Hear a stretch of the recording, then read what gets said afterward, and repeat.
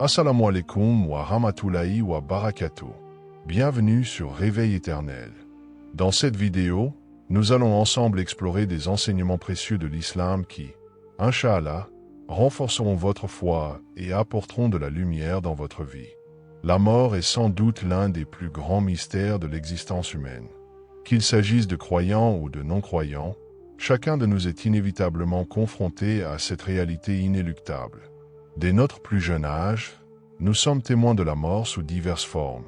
La perte d'un être cher, la disparition d'une figure publique, ou même à travers des récits de la mort dans la littérature, les films et la culture populaire.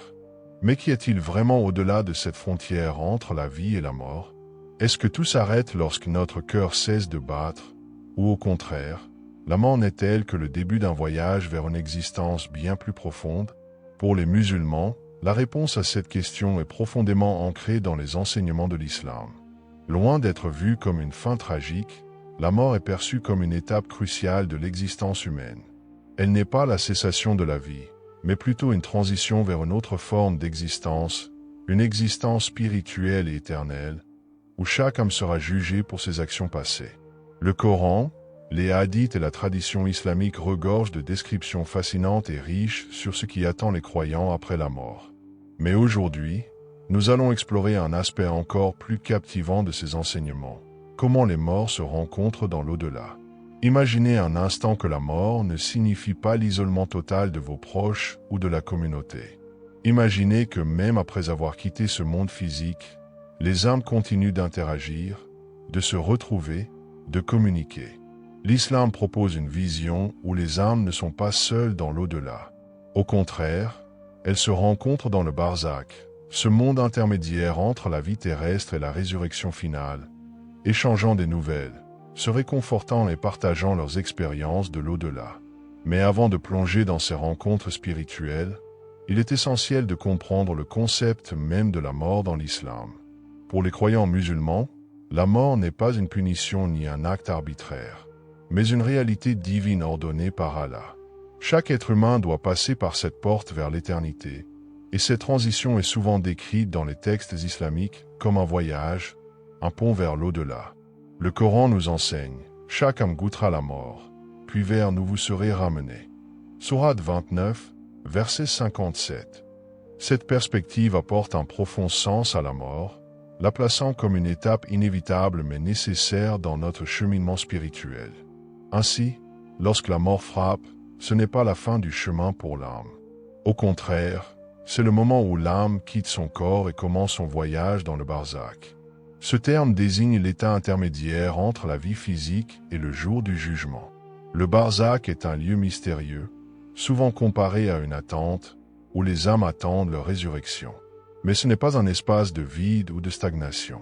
Pour les âmes des croyants pieux, le barzakh est décrit comme un lieu de réconfort et de paix.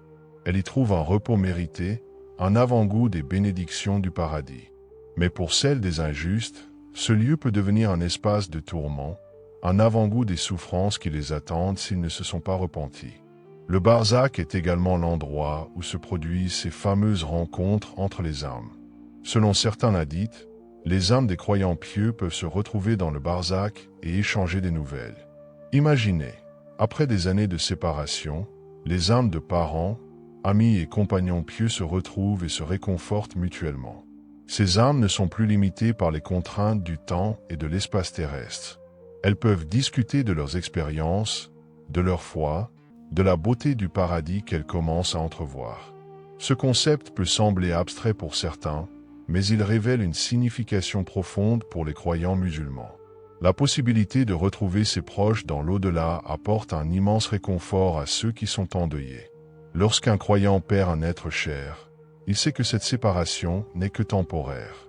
La mort ne les sépare pas définitivement. Au contraire, ils auront l'opportunité de se revoir, non seulement lors du jour du jugement, mais aussi dans cet espace intermédiaire qu'est le barzakh.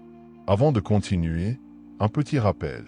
Abonnez-vous à la chaîne pour ne pas manquer nos prochaines vidéos. Si ce que vous voyez vous plaît, un j'aime serait grandement apprécié.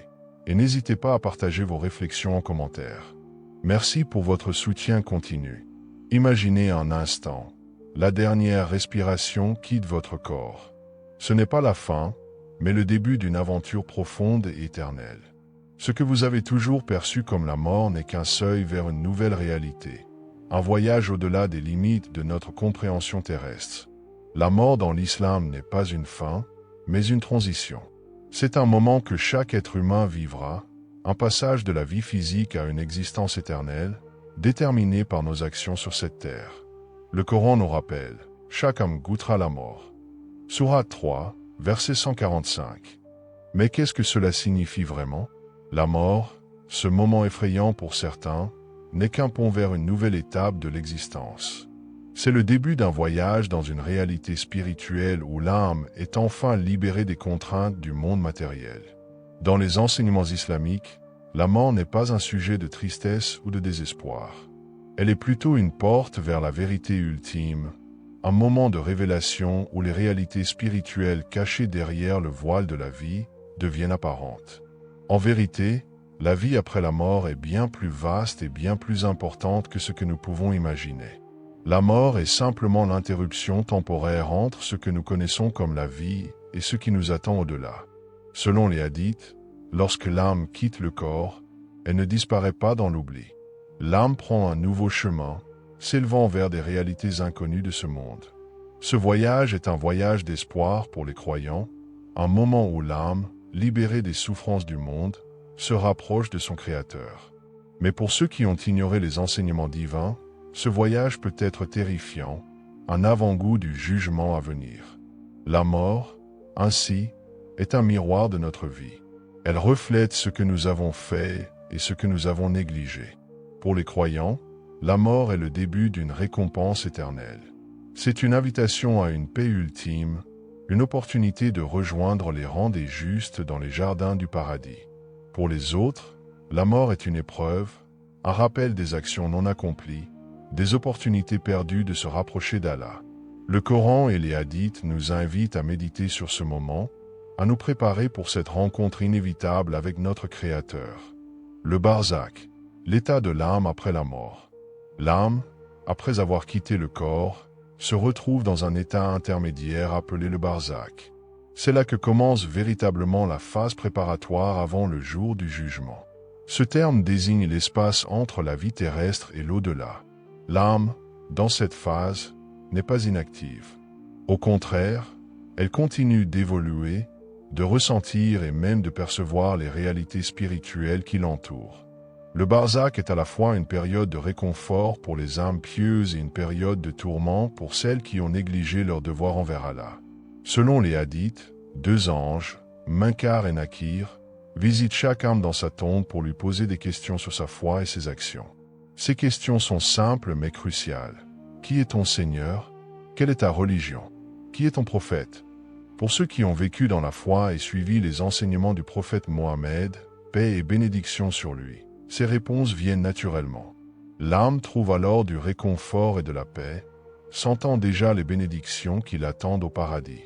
Mais pour ceux qui ont rejeté ces enseignements, la situation est bien différente. Ils éprouvent des difficultés à répondre et sont plongés dans la confusion. Ce manque de préparation les expose à des tourments, des douleurs symboliques reflétant leur manque de foi et d'action vertueuse durant leur vie terrestre. C'est dans ce moment précis que l'âme réalise l'importance de chaque choix qu'elle a fait durant son existence. Le barzakh, bien qu'intermédiaire, est une phase intense. Les croyants pieux y trouvent déjà des signes du paradis. Ils ressentent un confort incommensurable, une paix intérieure qui préfigure les plaisirs spirituels du paradis. Les injustes, eux, sont frappés par la terreur. Le prophète, paix soit sur lui, a décrit cet état comme un avant-goût de ce qui les attend lors du jugement dernier, une anticipation des souffrances qui les guettent s'ils ne se repentent pas. Rencontre entre les âmes dans le barzakh.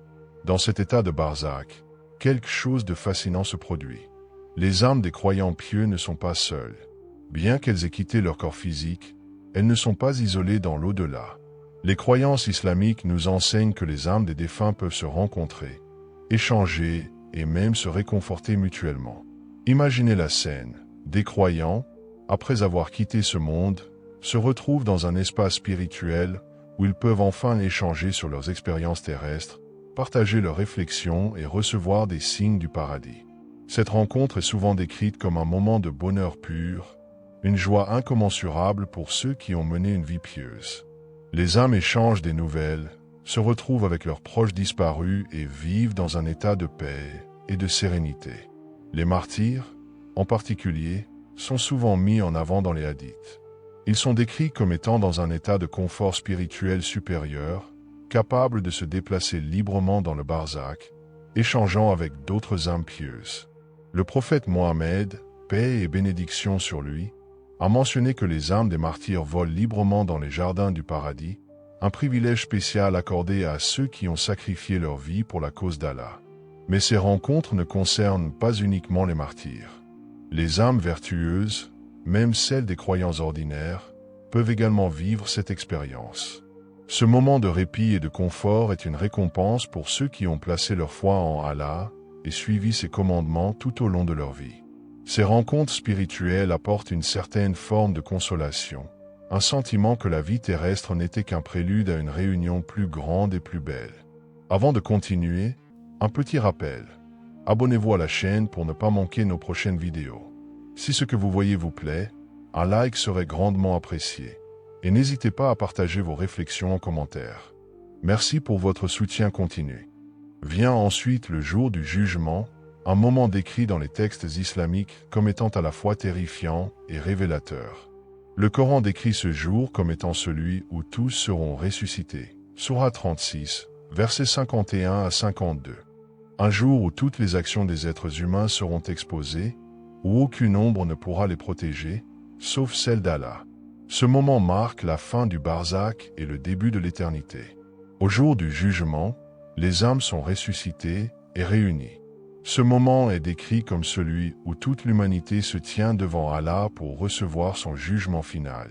Chacune des âmes, qu'elles soient pieuses ou impies, affronte ses actions et fait face à la vérité ultime. Les croyants pieux se retrouveront avec leurs proches dans un état de joie et d'anticipation. Pour eux, le jugement est une confirmation de leur dévotion et de leur engagement envers Allah.